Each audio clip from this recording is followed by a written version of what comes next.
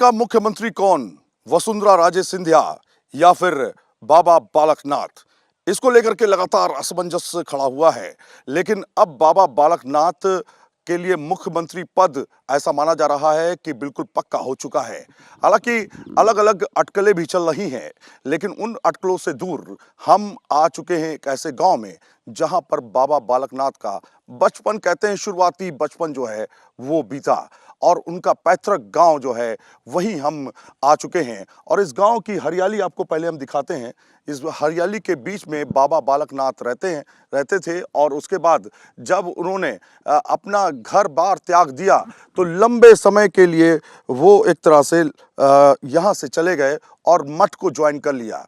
मठ में लंबे समय तक वो रहे और 8वें महंत बने। लेकिन बाबा बालकनाथ का आशीर्वाद रहा, खासतौर पे इन बुजुर्गों का आशीर्वाद रहा। ये हैं बाबा बालकनाथ के दादाजी हैं। बाबा बालकनाथ के दादाजी हमारे साथ हैं। उनके अंकल जो हैं वो हमारे साथ जुड़ेंगे। यहाँ पे आप देखिए तमाम लोग जो हैं वो जुड़े हुए हैं, गांव के लोग हैं।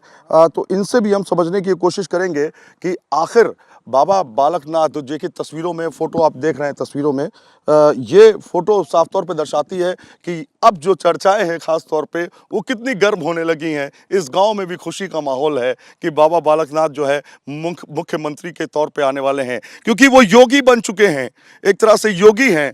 और अगर हम उत्तर प्रदेश की बात करें तो योगी आदित्यनाथ और बाबा बालकनाथ को अगर एक साथ रखा जाए तो उनमें ज़्यादा कोई फर्क नहीं होगा। दादाजी से हम बातचीत करते हैं। दादाजी, आपका नाम क्या है? सोमनाथ जी, फूलचंद जी। अच्छा, आप क्या लगते हैं? उनके दादाजी हैं? उनके दादाजी लगते हैं जी। अच्छा, तो कैसा लग रहा है जब ये चर्चाएं हो रही हैं कि आपका पोता जो है वो मुख्यमंत्री का दावेदार है राजस्थान के लिए? बहुत खुशी का मौका नज़र आ रहा है सब। जी। बहुत बढ़िया नज़र आ रहा है। हम पूरे गाँव वासी और सब हमारे भाई बंधु सब खुशी, बहुत ही खुशी के मतलब मना रहे हैं। अच्छा, हाँ जी, हाँ। तो प्रार्थनाएं भी चल रही होंगी कि उनका नाम चले कम से हाँ कम? जी, हाँ, प्रार्थनाएँ हवन भी हो रहे हैं हाँ, और उनके नाम से मतलब प्रार्थनाएँ भी की जा रही हैं।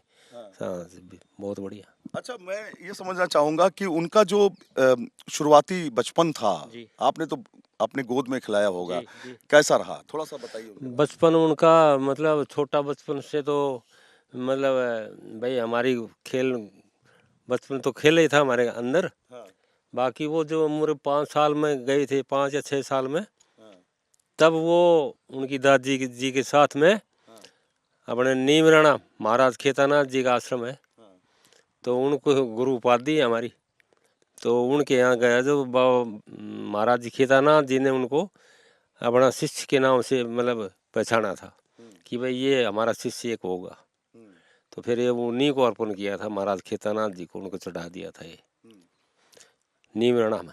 निमराना में। नीमराणा में 5 साल 6 साल की उम्र से फिर इनका वहाँ शिक्षा दीक्षा के लिए स्थल भोर रोहतक भेज दिया था इनको। फिर यहाँ उन्होंने वहाँ ही शिक्षा दीक्षा लिया और गुरु की उपाधि महंत चारनाथ से हुई फिर स्थल भोर में।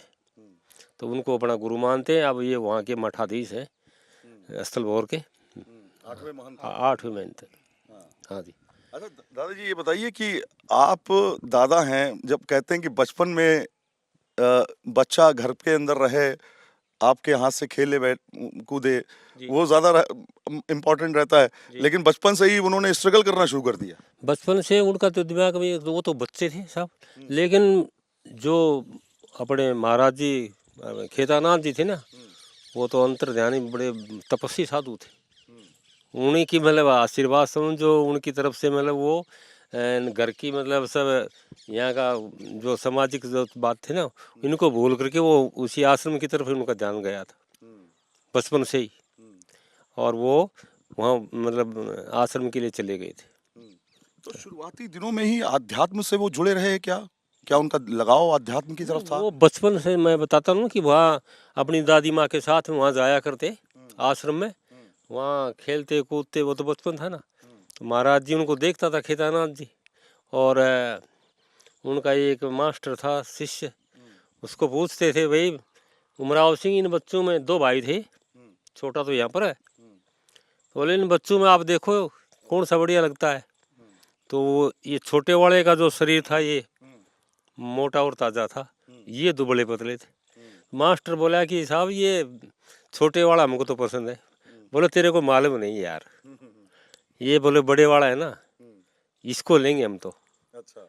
और किसी को मालूम नहीं कि क्या बात हो रही है, ये उन्हीं की बातें हैं सिर्फ, महाराज जी खेतानाथ जी की। तो शिक्षा दीक्षा होने के बाद जो है सामाजिक कार्यों में लगे रहे वो हाँ, राजनीति में। मतलब ये राजनीति में तो अपने आए हैं इसके MP के चुनाव में। 2019 में। चांदनाथ जी भी मतलब वो भी राजनीति में थे। चांदनाथ जी वो भी यहाँ बहरोड से अपने विधायक रहे और अलवर क्षेत्र से MP रह के गए थे।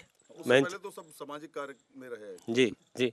तो उससे पहले तो ये अपना सामाजिक कार्य के वहाँ भाई मेहनत का देखभाल, मठ की देखभाल करते। हाँ, मठ की देखभाल में थे। अच्छा, जब हम बात करते हैं जी, जब हम बात करते हैं योगी आदित्यनाथ की, जी, उत्तर प्रदेश के मुख्यमंत्री जी, हैं, जी, और जब हम बात करते हैं बालकनाथ जी की, जी, योगी ये भी है, जी।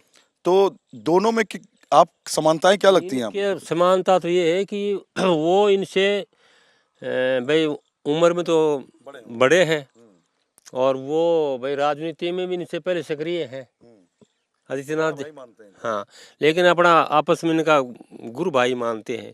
गुरु भाई तो नहीं मानेंगे, वो तो थे अपने शिष्य उसके ना अवैधनाथ जी के शिष्य, और ये हैं चांदनाथ जी के शिष्य। लेकिन इनका जुड़ाव मतलब बहुत गहरा है। और वो जो गद्दी है अपने गोरखनाथ में आश्रम गोरखपुर, वो भी इसके नीचे आती है, अस्थल भवन मठ के नीचे ही। हाँ, तो ये आपस में दादाजी की ख्वाहिश क्या है? अगर बेटा मुख्यमंत्री बन जाता है, पोता मुख्यमंत्री बन जाता है, पोता मुख्यमंत्री मतलब बोलो साहब, अब तो मतलब हम तो उपाधि थी, मैं तो उनका चरण छूता हूँ और आदेश प्रणाम करता हूँ। ये पोता दादा की उपाधि तो मतलब पड़े वैसे आप करो तो जन्म का दादा है। हाँ। अब तो मैं तो उनको शीश नमन करता हूँ। नहीं, पहली ख्वाहिश क्या होगी दादाजी की? तो मैं ख्वाहिश तो ये है कि मैं अपनी तरफ से तो मतलब उनको आशीर्वाद दूंगा, और भाई हो सकता है उनके बारे में भाई यहाँ हमारे गांव वासियों को मिष्ठान या भोजन पानी भी कराने की मेरी इच्छा होगी, ये सभी क्षेत्रवासियों के प्रसाद के वितरण के लिए। मतलब आप जो है भोजन पानी कराएंगे पूरे गांव वालों को हाँ, जब अनाउंसमेंट हो जाए। हाँ जी जी जी। तो और कुछ कहना चाहेंगे? मोदी जी का अगर फैसला होता है मोदी जी के लिए? फैसला मोदी जी का होता है, मोदी जी को बढ़िया मतलब ये भाई कर्मठ नेता मिलेगा, और जैसे मोदी के विचार है वैसे उनके विचारों के अनुसार चलेगा।